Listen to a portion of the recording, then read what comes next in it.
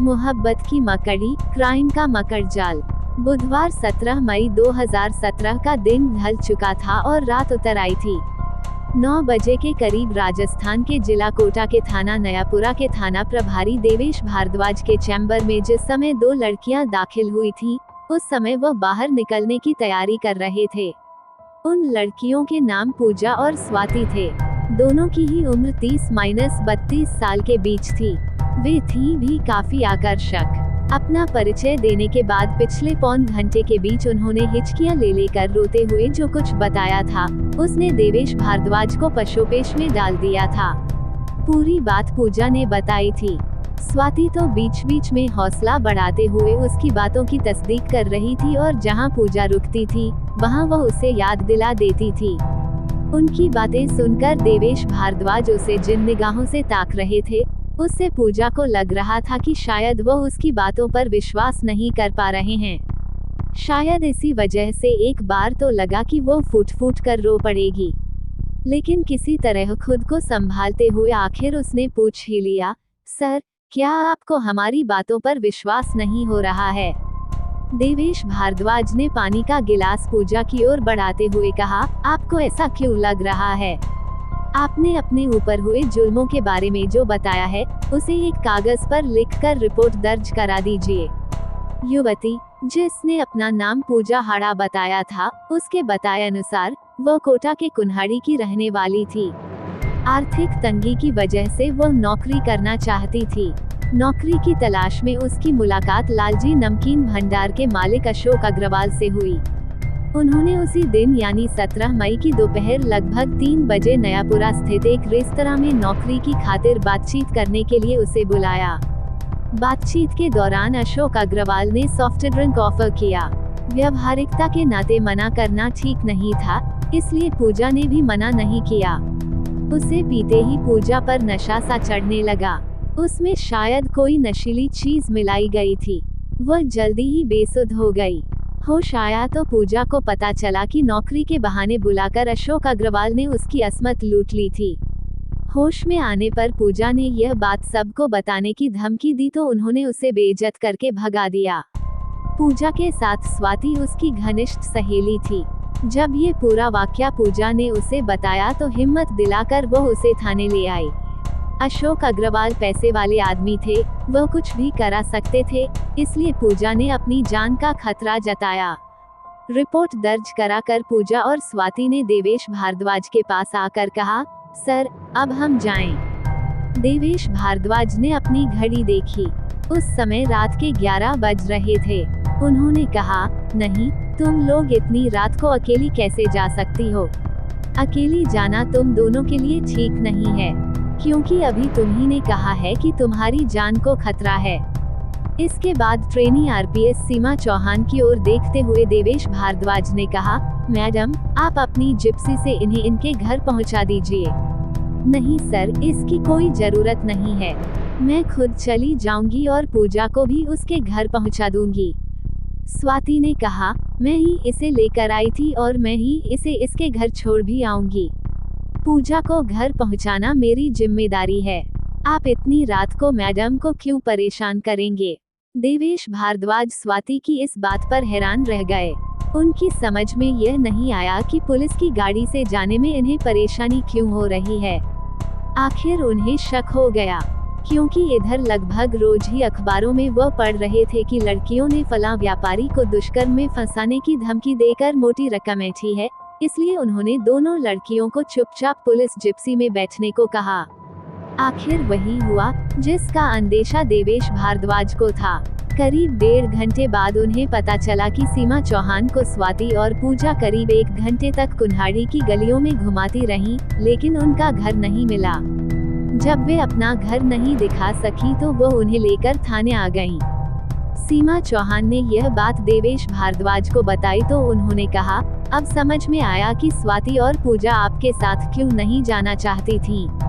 स्वाति क्यों कह रही थी कि पूजा को मैं खुद उसके घर छोड़ आऊंगी। इसके बाद पूजा और स्वाति शक के घेरे में आ गईं। देवेश भारद्वाज ने पूजा के बयान पर विचार किया तो उन्हें सारा माजरा समझ में आने लगा। भला दिन दहाड़े रेस्तरां में ग्राहकों की आवाजाही के बीच कोई किसी के साथ कैसे दुष्कर्म कर सकता है? दुष्कर्म की छोड़ो, छेड़छाड़ भी मुमकिन नहीं है। लड़की शोर मचा सकती थी। हाँ, लड़की चाहती तो कुछ भी हो सकता था। इसका मतलब शिकारी भी वही है और शिकार भी वही है। इसके बाद पूजा और स्वाति से सख्ती से पूछताछ की गई तो दोनों टूट गईं और उन्होंने जो बताया उससे एक ऐसे रैकेट का खुलासा हुआ जो खूबसूरत औरतों का चारा डालकर शहर के रसूखदार लोगों को दुष्कर्म में फंसाने की धमकी देकर मनमानी रकम वसूल रहा था। इस पूछताछ में जो खुलासा हुआ वह काफी चौंकाने वाला था। पूजा का असली नाम पूजा बघेरवाल था। वह कोटा के अनंतपुरा की रहने वाली थी।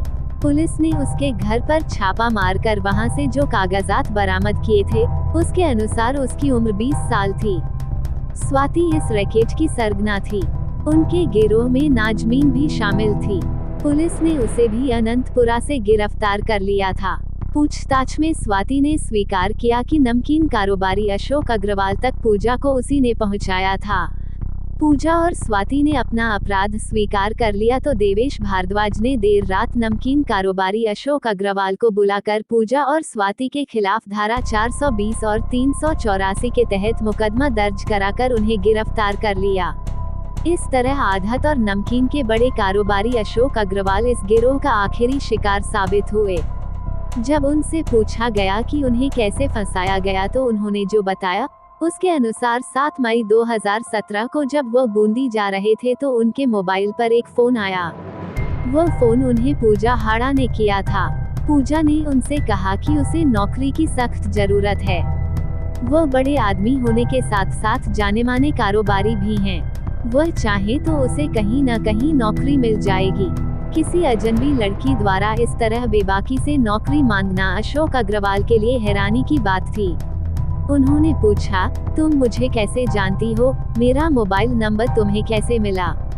इस पर पूजा ने कहा, तरक्की के इस दौर में आप जैसी जानी-मानी हस्ती के मोबाइल नंबर हासिल कर लेना कोई मुश्किल काम नहीं है। पूजा ने अपनी गरीबी और लाचारी का हवाला दिया तो अशोक अग्रवाल ने उसे कहीं नौकरी दिलाने की बात कहकर टालने की कोशिश की, लेकिन पूजा उन्हें लगातार फोन करती रही। ये सिलसिला लगातार जारी रहा। 17 मई की दोपहर को जब पूजा ने फोन करके कहा कि वो उनसे मिलकर अपनी परेशानी बताना चाहती है तो वह पिघल गए। संयोग से अशोक अग्रवाल उस समय नयापुरा किसी काम से गए हुए थे। पूजा की परेशानी पर तरस खाकर वह उसके बताए रेस्टोरेंट में मिलने पहुंच गए। जिस समय वह रेस्टोरेंट में पहुंचे थे उस समय वहां गिने चुने लोग ही थे। कोने की एक मेज पर अकेली लड़की बैठी थी जिसे देखकर वह समझ गए कि वही पूजा होगी। वह उन्हें देखकर मुस्कुराई तो उन्हें विश्वास भी हो गया। वह उसकी ओर बढ़ गए। कुर्सी से उठकर नमस्ते करते हुए उसने कहा, मेरा नाम पूजा है। आपने मेरे लिए इस दोपहर में आने का कष्ट किया, इसके लिए आपको बहुत बहुत धन्यवाद। अशोक अग्रवाल उसके सामने पड़ी कुर्सी पर बैठते हुए बोले, अब बताओ मैं तुम्हारे लिए क्या कर सकता हूँ? मैं अपनी परेशानी इतनी दूरी से नहीं बता सकती। पूजा ने अशोक अग्रवाल की आंखों में आंखें डालकर मुस्कुराते हुए कहा, आप यहाँ मेरे बगल में आकर बैठे तो मैं आपको अपनी परेशानी बताऊं। इतना कहकर पूजा दोनों हाथ टेबल पर रखकर झुकी तो उसके वक्ष झांकने लगे। अशोक अग्रवाल ये देखकर हड़बड़ा उठे, क्योंकि उन्होंने ऐसी स्थिति की कल्पना नहीं की थी। उन्होंने इधर उधर देखा, संयोग से उनकी ओर कोई नहीं देख रहा था, लेकिन उस तन्हाई में उसके इस रूप को देखकर वह पसीने पसीने हो गए। उनका हलक सूख गया। जुबान से हलक को तर करते हुए उन्होंने कहा, यह क्या है? वही जो एक औरत किसी मर्द को खुश करने के लिए करती है। अधखुले वक्षों की ओर ताकते हुए पूजा ने मदभरी आवाज में कहा, इधर आओ ना। परेशान होकर अशोक अग्रवाल ने इधर उधर देखा। इसके बाद नाराज होकर उठते हुए उन्होंने कहा, मैंने तुम्हें क्या समझा था और तुम क्या निकली?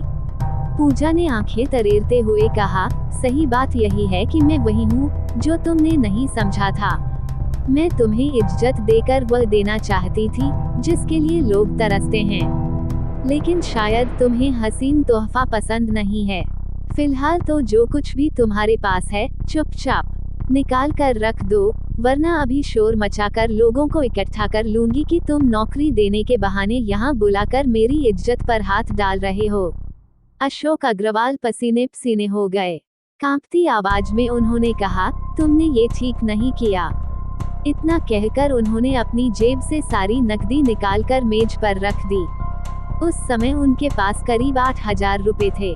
पूजा ने फौरन सारे पैसे समेटे और तेजी से यह कहती हुई बाहर चली गई कि इतनी रकम से मेरी इज्जत की भरपाई नहीं होनी सेठ। अशोक अग्रवाल हक्का-बक्का उसे जाते देखते रहे। हैरान परेशान कांपते हुए वह अपनी दुकान पर पहुंचे। वो अभी सांस भी नहीं ले पाए थे कि एक नई मुसीबत आ खड़ी हुई। अचानक एक मोटरसाइकिल उनकी दुकान पर आकर रुकी।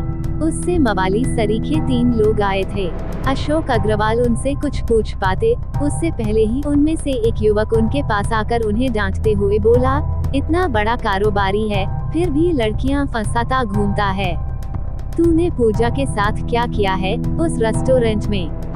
50 लाख का इंतजाम कर ले, वरना दुष्कर्म के मामले में ऐसा फंसेगा कि सीधे जेल जाएगा। बदनामी ऐसी होगी कि किसी को मुंह दिखाने लायक नहीं रहेगा। डरे में अशोक अग्रवाल के मुंह से बोल नहीं निकले। वो ये भी नहीं पूछ पाए कि वे आखिर हैं कौन और दिन दहाड़े इतना दुस्साहस करने की उनकी हिम्मत कैसे हुई। उन्हें जैसे सांप सूंघ गया था। ये नौकरों की मौजूदगी में हुआ था, इसलिए बेइज्जती और धमकी से परेशान होकर वह सिर थाम कर बैठ गए। अशोक अग्रवाल के बयान के आधार पर उन्हें दुष्कर्म में फंसाने की धमकी देकर 50 लाख रुपए की मांग करने वाले तीनों लोगों को भी थाना नयापुरा पुलिस ने गिरफ्तार कर लिया था। उन तीनों के नाम थे महेंद्र सिंह तंवर उर्फ चाचा, फिरोज खान और शानू उर्फ सलीम। महेंद्र सिंह रंगपुर रोड स्थित रेलवे कॉलोनी का रहने वाला था तो फिरोज खान साजिदेहड़ा का, शानू उर्फ सलीम कोटरी का रहने वाला था। तीनों ने स्वाति के साथ मिलकर पूरी योजना तैयार की थी। उसी योजना के तहत तीनों ने अशोक अग्रवाल की दुकान पर जाकर रुपए मांगे थे। पूजा और स्वाति के साथ गिरफ्तार की गई नाजमीन भी रसूखदार लोगों को फंसाने में उन्हीं की तरह माहिर थी। उसकी 3 बहनें हैं। पिता की मौत हो चुकी है। उसकी मां भी अपराधी प्रवृत्ति की है। मादक पदार्थों की तस्करी के आरोप में वह 10 साल की सजा काट चुकी है। शहर के रसूखदारों को हनी ट्रैप में फंसाने वाला रैकेट सामने आया तो पुलिस ने विस्तार से पूछताछ की। इस पूछताछ में उन्होंने एक और खुलासा किया। स्वाति उर्फ श्वेता और पूजा बघेरवाल ने मिलकर बैंकिंग सेक्टर में एजेंसी चलाने वाले प्रदीप जैन के खिलाफ थाना गुमानपुरा में छेड़छाड़ और दुष्कर्म का मुकदमा दर्ज कराया था। अक्टूबर 2016 में इन लोगों ने प्रदीप जैन से 8 लाख रुपए मांगे थे। हालांकि बाद में दोनों अपने इस बयान से मुकर गई थीं। इसके बाद प्रदीप जैन से पूछताछ की गई तो उन्होंने बताया कि उन्हें ऑफिस में काम करने वाले कर्मचारियों की जरूरत थी, जिसके लिए उन्होंने अखबार में विज्ञापन दिया था। उसी विज्ञापन के आधार पर पूजा बघेरवाल ने खुद को निशा जैन बताते हुए उनसे संपर्क किया। उसने करीब 3 महीने तक उनके यहाँ नौकरी की। वह काम करने के बजाय दिन भर फोन पर ही बातें करती रहती थी, इसलिए उन्होंने उसे नौकरी से निकाल दिया। इसके बाद स्वाति उर्फ श्वेता उनके यहाँ नौकरी करने आई, लेकिन 3 दिन बाद ही वह नौकरी छोड़कर चली गई। इसके बाद उसने उनके खिलाफ छेड़खानी की रिपोर्ट दर्ज करा दी, लेकिन प्रदीप जैन ने इसे गंभीरता से नहीं लिया। उन्हें परेशानी तब हुई जब अक्टूबर 2016 में पूजा ने थाना गुमानपुरा में उनके खिलाफ दुष्कर्म का मुकदमा दर्ज कराया। उसका कहना था कि 8 महीने पहले जब वह उनके यहाँ नौकरी करती थी, तब उन्होंने उसके साथ दुष्कर्म किया था। जब इस बात की जानकारी प्रदीप को हुई तो वह सन्न रह गए। उनका परिवार तनाव में आ गया, लेकिन वह अपनी बात पर अडिग थे, क्योंकि आरोप सरासर झूठा था। पर मित्रों और रिश्तेदारों के कहने पर बेगुनाह होते हुए भी उन्हें भूमिगत होना पड़ा। बाद में डील हुई तो पूजा ने अदालत में अपने बयान बदल दिए।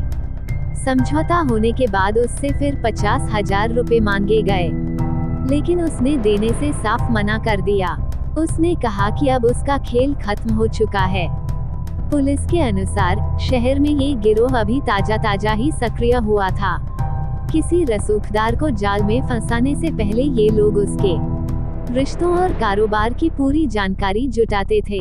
उसके बाद शिकार की पंसद की लड़की का जुगाड़ किया जाता था जो उसे फांस सके। शिकार से जो रकम मिलती थी वह सभी में बराबर बराबर बंटती थी। गिरोह की सरगना स्वाति हनी ट्रैप के लिए नई और काम की लड़कियां तलाशती रहती थी। स्वाति पति को छोड़कर साजिदेहड़ा में फिरोज के साथ रहती थी। लोगों की नजरों में वह मेहंदी लगाने और ब्यूटिशियन का काम करती थी। वह इन दिनों एक कोचिंग संचालक को फंसाने की फिराक में थी। उसके लिए वह हाई प्रोफेशनल लड़की ढूंढ रही थी, लेकिन अशोक अग्रवाल को फंसाने के चक्कर में वह खुद ही फंस गई। अगर ऐसा ना होता तो शायद वह उस कोचिंग संचालक को बर्बाद करके ही मानती। पुलिस ने पूछताछ के बाद स्वाति, पूजा, नाजमीन, महेंद्र सिंह तंवर उर्फ चाचा, फिरोज खान और शानू उर्फ सलीम को अदालत में पेश किया, जहां से सभी को न्यायिक हिरासत में भेज दिया गया। महेंद्र सिंह तंवर, फिरोज खान और शानू उर्फ सलीम को तब गिरफ्तार किया गया जब स्वाति, पूजा और नाजमीन की गिरफ्तारी की खबर पाकर तीनों शहर छोड़कर भागने की तैयारी कर रहे थे। लड़कियों के पास से एक डायरी मिली थी जिसमें इन तीनों के नाम और मोबाइल नंबर थे। स्वाति से बरामद मोबाइल का बिल फिरोज खान के नाम था तो उसमें पड़ा सिम महेंद्र सिंह के पिता मोहनलाल के नाम था। शिकार को फंसाने के लिए पूजा और नाजमीन इसी मोबाइल का इस्तेमाल करती थीं। यह मोबाइल स्वाति के पास रहता था। पुलिस अब उस मोबाइल नंबर की कॉल डिटेल्स निकलवाकर यह पता लगाने की कोशिश कर रही है कि इस नंबर से किस किस को फोन किए गए थे। महेंद्र सिंह तंवर उर्फ चाचा पहले ऑटो चलाता था। ऑटो चलाने के दौरान उसकी मुलाकात स्वाति से हुई तो वह इस रैकेट से जुड़ गया, जबकि सलीम उर्फ शानू मकानों की मरम्मत का काम करता था। स्वाति 2 साल पहले पति से अलग हुई थी। इसके बाद साजिदेहड़ा में किराए का मकान लेकर वह फिरोज खान के साथ लिव इन रिलेशनशिप में रहने लगी थी। उसका बच्चे की सुपुर्दगी को लेकर पति से कोर्ट में केस चल रहा है। पति से अलग होने के बाद जब वह ब्यूटी पार्लर चला रही थी तभी फिरोज खान से उसका परिचय हुआ था। उसके बाद वह उसके साथ रहने लगी। स्वाति से बरामद डायरी में अंग्रेजी के कुछ ऐसे शब्द लिखे हैं जो आमतौर पर हाई प्रोफाइल सर्किल में व्यावहारिक तौर पर बोलबाल में इस्तेमाल किए जाते हैं। पुलिस का मानना है कि संभवतः नई लड़कियों को शिकार फंसाने के लिए इन शब्दों का ज्ञान कराया जाता था ताकि उनकी कुलीनता का असर पड़े।